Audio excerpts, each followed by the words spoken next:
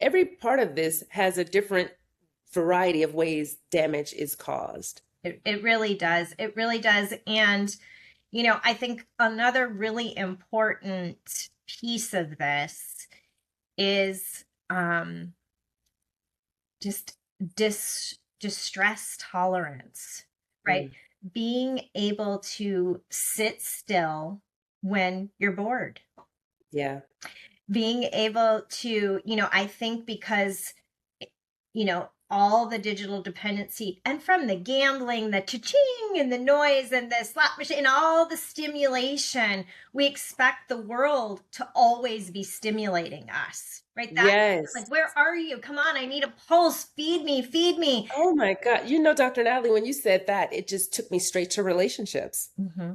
Because if your partner is not fulfilling that same type of, void the same way, then, what are you doing to get that? You're probably deeper into the games or the casinos or the apps or whatever you're engaging in. It's going to be more because you feel like you're lacking it here, where there's really probably not a lack there. You're creating chaos because even in the chaos, you're getting stimulation. And Yeah. I think, we're dangerously losing that ability. Families don't just sit and play board games, right? Everybody's in Right. their corner on their phone, right? The simplicities of life, being Yeah. able to know, I feel bored and it's okay. Nothing's really major is going on in my life, but I can feel content in those moments. I don't have to go rush and find and feed, I think you and I have even talked about that. There was a point in my career that I had to check myself because achievement became so important to me that I had to even ask myself, are you achieving just to achieve? Do you even want that position? Right. Actually do the job duties that Yeah. or do you just want to achieve because somehow that's giving you that stimulation? You're chasing the achievement, you're chasing all the things that you think come with that. Yes. But I had to check myself and really, for me, make sure, like, that my ladder was on the right house, that I was. That's such a good point to make for listeners because how many people are doing that in different ways in their life right now? They're hearing this and thinking, oh, it's just about gambling. But when we say gambling behavior, the behavior is what we're referring to that can translate anywhere in anyone's life.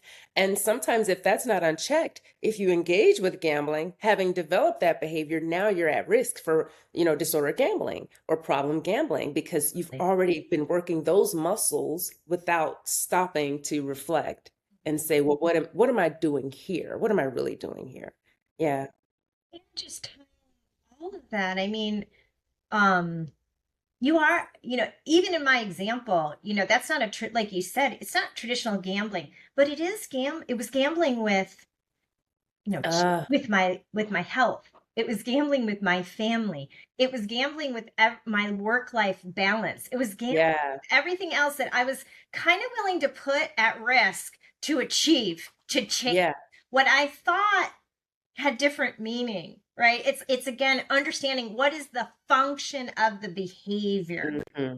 And gambling is a symptom, in my opinion, of something else, and you need to Yes. understand what the function of that is, whether it's gambling, shopping, whatever we're doing, achieving, whatever we're Yeah. doing. If it gets out of balance, that's when it becomes a problem, and it will show up Absolutely. in all different ways of your life in unhealthy It ways, will. right? Yeah. I was just telling Daniel how, when you think about people who go to AA meetings because of alcohol being a problem, but if you ever go to an AA meeting, 90% people there smoke cigarettes. Yes. Right. And a lot of them weren't cigarette smokers before. It's just a matter of swapping out. Okay, I'm good over here, but now I'm still feeding this need for whatever the addiction is craving, which could be, stimulation. Is it the act of doing the cigarette like this, or is it the actual feeling it gives you what is it? It could be any part of it. Just like with gambling, it doesn't always have to be, it's never always about money. It could be emotions. It could be money. It could be money that takes you there, but that's not what's going to keep you there. And there's just so many other facets that play a role in why. Yeah. Yeah, and I think, we've been talking about, the young mind and the young brain, right? And Yes. I think the message is, when it comes to money, or it really becomes really to most everything, that one singular thing does Hmm. not define all of who you are. Money is just money. And like you said, we make the meaning of it, right? It's just a dollar bill or whatever it is, but we place meaning. And Hmm. and of course society shapes that, right? Right. Security, freedom, all the things we think it could be, status, opportunity, all the things. Hmm. But I think what's most important is less about the money and the value of money, but our relationship with it Yeah. and the meaning we make Yes. of it. And when you lived long enough, there's seasons. There's seasons when it's flowing. There's seasons Yeah. when it's dry. We know, and what you have to adjust. And that, you hope that in the young minds and people have enough internal value and self-worth that they can separate it from self, right? That when I'm having a drier season, that doesn't mean I'm less worthy, Right. valuable as a person. I'm just having a drier season. I'm just having some struggling or whatever, and it doesn't have to define you. And I'm still me I'm going through a tough time. yeah, I'm Yeah. still me. It doesn't change my core values, and maybe others may view me differently, but the more we can separate ourselves and put it in its proper place, the more we're doing all the things we're talking about, the more we can regulate, the more we can hold on to our self-worth and our value, the more we can make logical decisions because we're not Mhm. emotionally charged,